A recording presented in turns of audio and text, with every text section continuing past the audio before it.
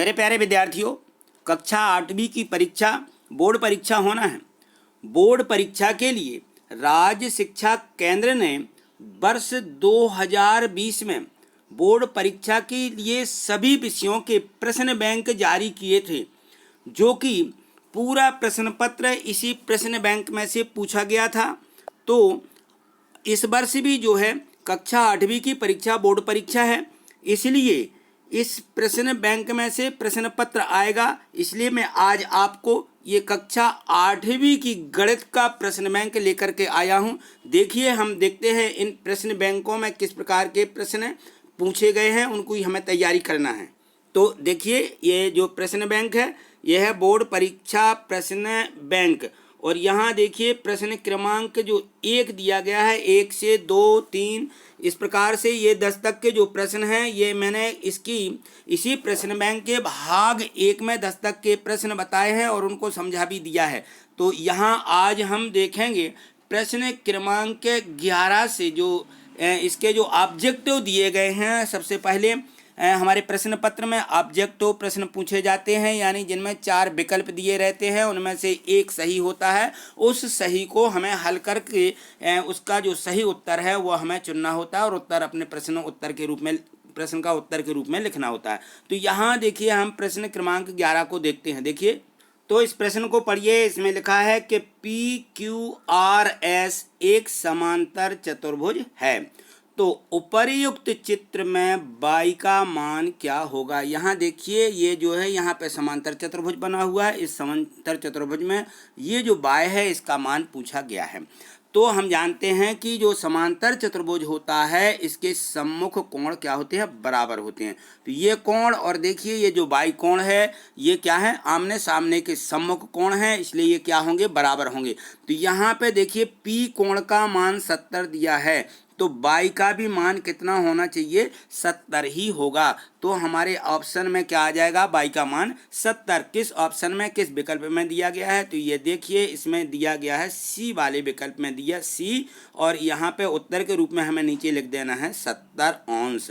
ठीक, इस प्रकार से हमें प्रश्नों के उत्तर हल करके ही इनको जो है सही करना है। ठीक, आगे देखिए जो प्रश्न क्रमांक 2 दिया गया है, इसको देखिए।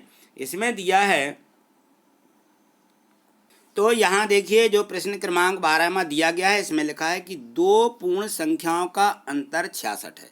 यदि उनमें 2.5 का अनुपात हो तो इस कथन के संगत एक चर वाला रैखिक समीकरण होगा। इनमें से हमें रैखिक समीकरण बनाना है। तो जब कभी भी इस प्रकार से संख्याओं का अंतर या योग में अनुपात पूछा गया हो, ऐसा कि 2:3, 3:5, यहाँ दिया गया 2:5, तो हमें करना क्या है कि इन्हीं संख्याओं में हमें x का गुणा कर देना है। तो हम 2 में गुणा कर देंगे तो 2x आ जाएगा, और 5 में गुणा कर देंगे तो 5x आ जाएगा। और बड़ी संख्या में से छोटी संख्या को घटा करके ये जो अंतर दिया ये बराबर में लिख देना है। तो देखिए यहाँ पे 5x और यहाँ 2x है, तो हम लिख देंगे 5x ऋण 2x, और बराबर में आ जाएगा हमारा जो संख्या दी गई है 66। तो देखेंगे इस प्रकार का समीकरण किस वाले विकल्प में दिया गया, तो ये देखिए C वाले विकल्प में ऐसा दिया गया है, अतः हमारा C वाला उत्तर इसका सही हो जाता है। तो हमें यह जो है इसका C अकेला नहीं लिखना, इसके आगे हमें लिख देना है कि 5x ऋण 2x बराबर 66, ऐसा हमें इसका उत्तर लिख देना है। ठीक, अगला प्रश्न देखिए। यहाँ देखिए प्रश्न क्रमांक 13 ये दिया गया है। इसमें लिखा कि एक थैले में 4 सफ़ेद गेंदें हैं और 5 काली गेंदें हैं। बिना देखे एक बार में एक गेंद निकालने पर सफ़ेद गेंद आने की प्रायिकता क्या होगी। तो ये देखिए, ये प्रायिकता जो हमने पढ़ी है इसी प्रकार से उसमें भी दिया गया है कि सफ़ेद गेंदें, काली गेंदें और पीली गेंदें, इस प्रकार से ये जब इकट्ठी की जाती हैं तो हमें क्या निकालना, सफ़ेद गेंद आने की प्रायिकता। तो हम देख लेते हैं कि हमारे जो कुल परिणाम होते हैं और जो कुल परिणामों में जिसकी हमें प्रायिकता पूछी जाती है हम उसके बटे में लिख देते हैं। तो यहाँ देखिए सफ़ेद गेंद आने की प्रायिकता पूछी गई है।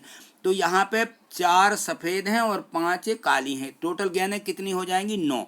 तो हम इसकी प्रायिकता क्या लिखेंगे? तो इसकी प्रायिकता हो जाएगी सफ़ेद गेंदों की 4/9 इसकी प्रायिकता हो जाएगी। ये किस ऑप्शन में दिया है? ये डी वाले ऑप्शन में दिया है। अतः हम इसका उत्तर इस प्रकार से लिख देंगे, डी में यहाँ लिख देंगे 4/9। ऐसा हमें इसका उत्तर लिख देना है। ठीक, अगला प्रश्न देखिए 14वां।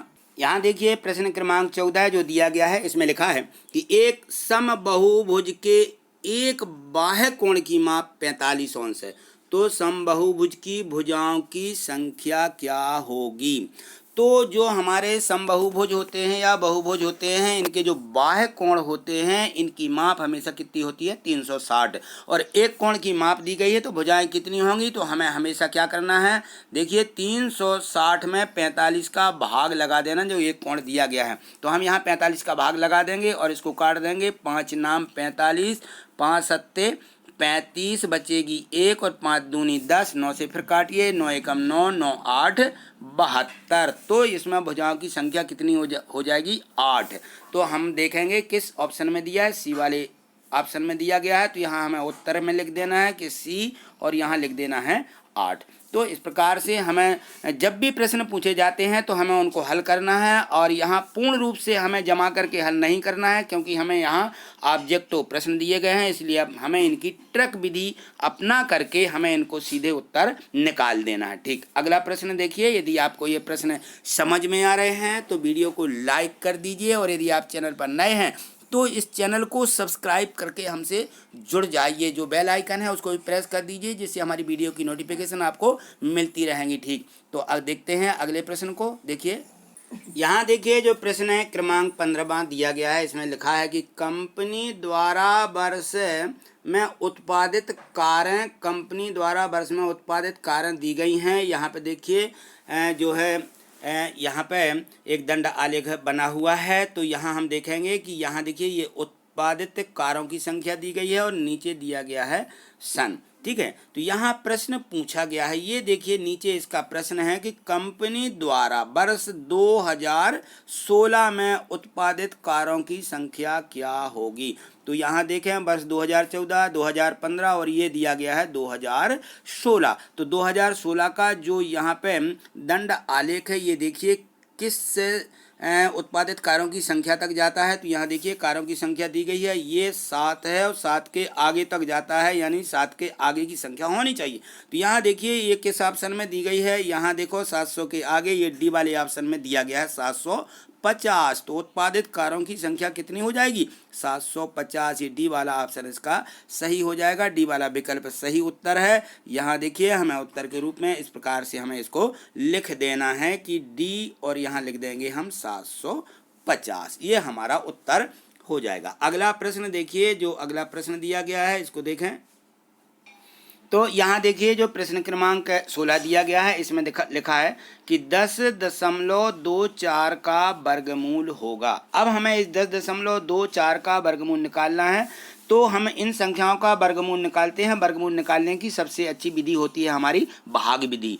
तो हम देखिए भाग विधि से 10.24 का वर्गमूल इस प्रकार से निकालेंगे।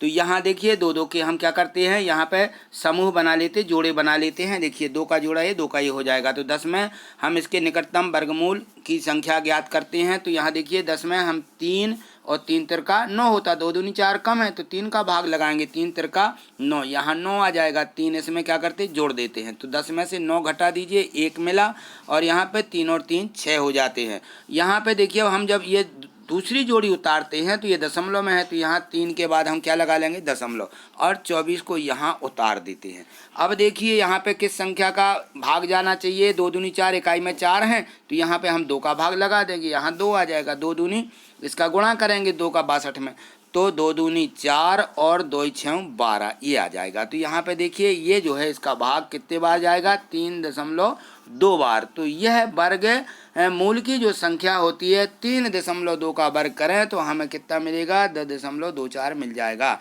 तो इसका उत्तर हो जाएगा 3.2। ये किस में दिया है? ये देखिए डी वाले इसका जो विकल्प है इसमें दिया गया है। तो यहाँ डी वाला हम लिख देंगे उत्तर में डी, और यहाँ लिख देंगे 3.2। इस प्रकार से हमें जो है इसका वर्गमूल निकाल करके उत्तर लिखना है। ठीक, आगे देखिए।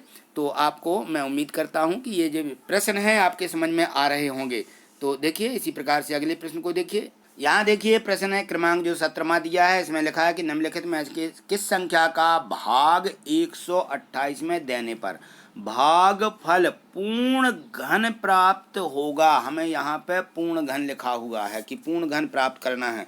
तो देखिए 128 जो हैं, यदि हम 128 में देखिए यदि हम 16 का भाग देते हैं, 16 का भाग दे करके देख लीजिए, तो यहाँ 4 से काट दो, 4 चौके 16 हो जाएंगे और 4 3 12, 4 दूनी 8, 4 से फिर चला जाएगा, 4 एकम 4, 4 अट्ठे 32। तो ये जो 8 प्राप्त हुआ है ये किस संख्या का घन है? ये 2 का घन है, यानी ये 8 जो संख्या पूर्ण घन है।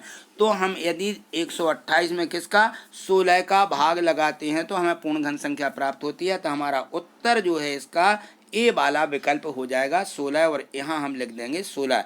तो देखिए यहाँ 8 का भी भाग जाता है, 4 का भी जाएगा, 32 का भी जाएगा, लेकिन इनका भाग देने पर जो हमारा भागफल प्राप्त होगा वह पूर्ण घन संख्या नहीं होगी। तो ये पूर्ण घन संख्या यहाँ पे 16 का भाग देने पर 8 मिलती है। ठीक, तो इसका उत्तर हमें क्या लिखना है? 16 लिख देना है। अगला प्रश्न देखिए। यहाँ देखिए प्रश्न क्रमांक 18, इसको पढ़िए कि एक घनाकार हाल का आयतन 729 घन मीटर है। घनाकार हाल की भुजा की माप क्या होगी? भुजा निकालना है हमें। जो यहाँ पे घन दिया गया है तो हम जानते हैं कि घन का आयतन क्या होता है? ए का घन। तो ए का घन बराबर दिया है 729। तो यहाँ किस संख्या का घन आना चाहिए? तो हम क्या करेंगे? 729 का घनमूल निकाल लेंगे। तो देखिए 729 इस प्रकार से लिख लीजिए और इसका घनमूल निकाल दीजिए। तो यहाँ हम 729 लिखेंगे और इस प्रकार से हमारी जो गुणनखंड विधि होती है, गुणनखंड विधि से इसका घनमूल निकालेंगे। 3 का भाग दीजिए, 2 का नहीं जाएगा क्योंकि ये विषम संख्या है और इनको हम देखते हैं कि 3 की विभाज्यता इसमें लगती है। तो हम इनको जोड़ करके देख लेते हैं। तो हाँ 3 का भाग जाएगा, 7 2 9, 9 दूनी 18, 18 में 3 का भाग जाएगा। तो यहाँ पे 3 का भाग जाएगा, 3 दूनी 6 और 3 चौके 12, 3 तिरका 9, फिर से 3 का भाग चला जाएगा, दीजिए। तो यहाँ जाएगा 3 8 24, 3 एकम 3, फिर से 3 का जाएगा, 3 दूनी 6, बचेंगी 2, 3 7 21 और 7 में और दीजिए 27 में, 27 में फिर से 3 का भाग चला जाएगा। तो यहाँ जाएगा 3 नाम 27 और 3 का देंगे तो 3 तिरका 9 और फिर से भाग जाएगा इसमें, देखिए 3 का, तो ये 3 3 एकम 3। तो यहाँ हमें गुणांक कितने प्राप्त हो जाएंगे?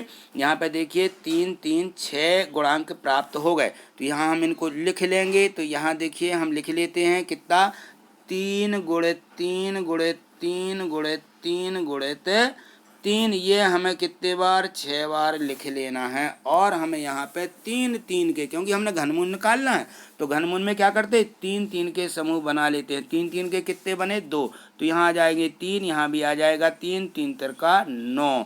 तो उस घन की जो भुजा होगी, उस भुजा की माप कितनी होगी? ये 9 मीटर होगी। तो ये किस में दिया? ये देखिए बी वाले विकल्प में दिया गया है 9 मीटर। तो यहाँ उत्तर में हम लिख देंगे 9 और यहाँ लिख देंगे मीटर, 9 मीटर। तो इस प्रकार से हमें निकाल करके ही लिख देना है।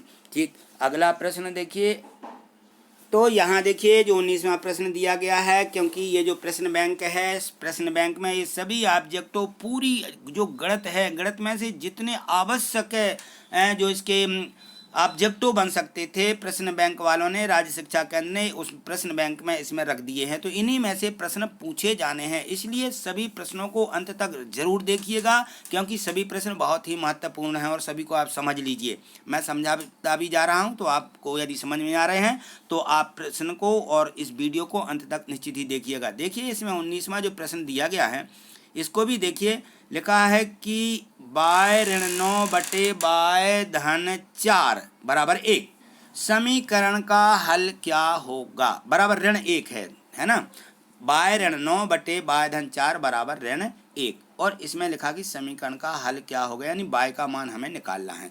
तो यहाँ देखिए ये जो समीकरण बना हुआ है इसको हम हल कर लेंगे इस प्रकार से कि बाय ऋण 9 बटे बाय धन 4 है, तो बाय धन 4 का ऋण 1 में क्या करेंगे? गुणा कर देंगे सीधे। यहाँ पे जो तिर्यक गुणा होता है, तिर्यक गुणा कर देंगे। तो हम बराबर में लिख लेंगे कि ऋण 1 और इसमें गुणा किया किसका? बाय धन 4 का कोष्टक बना लेंगे क्योंकि ऋण है। तो यहाँ आ जाएगा बाय ऋण 9 बराबर में मिल जाएंगे, ऋण का अंदर गुणा करने पर ऋण बाय मिल जाएगा, यहाँ पे बाय और ऋण का मिल जाएगा 4। अब बाय का क्या करेंगे, पक्षांतर कर देंगे और 9 का भी हम क्या करेंगे, पक्षांतर कर देंगे। तो यहाँ देखिए यहाँ हो जाएगा बाय धन बाय, ठीक, और बराबर में ऋण 4 और ये ऋण 9 का पक्षांतर होगा तो धन के 9 हो जाएंगे। अब 9 में से 4 को घटा दीजिए और बाय बाय को जोड़ दीजिए तो 2 बाय हो जाएगा। कितना मिल जाएगा, 2 बाय बराबर 5। तो बाय बराबर कितना आ जाएगा, बाय बराबर आ जाएगा 5/2। ये देखिए किस ऑप्शन में दिया गया, किस विकल्प में, तो बाय बराबर 5/2 डी में दिया गया है। अतः हमारा उत्तर डी सही है और इसको हम लिख देंगे बाय बराबर 5/2। ये हमारा उत्तर हो जाएगा, ठीक। अगले प्रश्न को देखिए। देखिए यहाँ पे जो प्रश्न क्रमांक 21 दिया गया है, इसमें लिखा कि परिमेय संख्या 1/x और लिखा कि x बराबर नहीं है 0, इसका व्युत्क्रम है, यानी गुणात्मक प्रतिलोम। तो व्युत्क्रम माने इसका उल्टा होता है, अंश का हर बना दें, हर का अंश कर देते हैं। तो यहाँ पे लिखा है 1/x, तो इसका क्या हो जाएगा, x/1 यानी x। तो ये किस में दिया गया, ये देखिए सी वाले विकल्प में दिया गया है, अतः हमारा सी वाला विकल्प सही हो जाएगा और यहाँ हम लिख देंगे x। तो मैं उम्मीद करता हूँ कि ये सभी प्रश्न विकल्प वाले आपको समझ में आए होंगे। यदि आपको समझ में आए हैं तो आप वीडियो को लाइक कर दीजिए और हमें कमेंट्स करके आप बताइएगा। देखिए ये लाइक का जो चिन्ह बना हुआ है, यहाँ यदि आप लाइक कर देते हैं तो देखिए इस प्रकार से दिखने लगेगा और आपके जो दोस्त हैं यदि आप शेयर करना चाहें तो ये देखिए शेयर का निशान बना हुआ रहता है। और यदि आप चैनल पर नए हैं तो यहाँ देखिए सब्सक्राइब लिखा हुआ है, यदि आप इसको क्लिक कर देते हैं तो आप हमसे जुड़ जाएंगे। यदि आपको ये सभी प्रश्न समझ में आ रहे हैं तो आप हमको सब्सक्राइब करके निश्चित ही जुड़ जाइए। और इसके बाद में देखिए ये जो बेल आइकन है, ये नोटिफिकेशन, ये घंटी रहती है, इसको क्लिक करके ऑल यदि क्लिक कर देते हैं तो हमारी वीडियो की नोटिफिकेशन सबसे पहले आपको मिलने लगेगी। तो देखिए ये इस प्रकार से भी दिखने लगेगा, तो आप हमसे निश्चित ही जुड़ गए होंगे। और यदि मान लीजिए आप नहीं जुड़े हैं तो ये सब्सक्राइब करके जुड़ जाइए और आपको ऐसा दिखने लगे, ये जो यहाँ पे देखिए सिंबल बना हुआ है, निशान बना हुआ है, तो ये बदल जाता है इस प्रकार से। तो आप हमसे जुड़ गए हैं, हमारे नोटिफिकेशन आपको मिलते रहेंगे, हमारी वीडियो आपको मिलती रहेंगी, ठीक। तो आज इतना ही, मिलते हैं। इसके और भी जो प्रश्न हैं उनमें अगली वीडियो के माध्यम से, अगली वीडियो के साथ में। तब तक के लिए नमस्कार, धन्यवाद।